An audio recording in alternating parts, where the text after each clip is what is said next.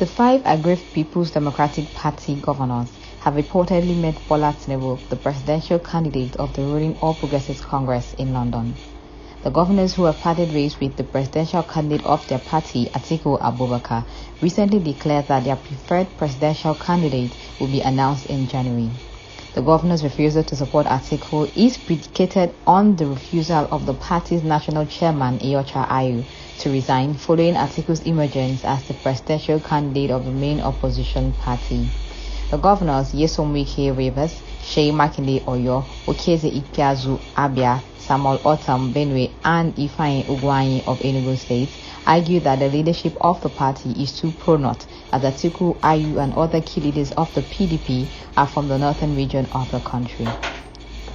Ebonyi State Governor David Umahi has said he will take Ebonyi South Senatorial Zone by force at the forthcoming 2023 general elections in the state, noting that he will go to the National Assembly to fight for the people of Ebonyi. Kogi State Deputy Governor Edward Onoja has said there is no rift between him and his boss, the Governor of Kogi State, Yahaya Bello.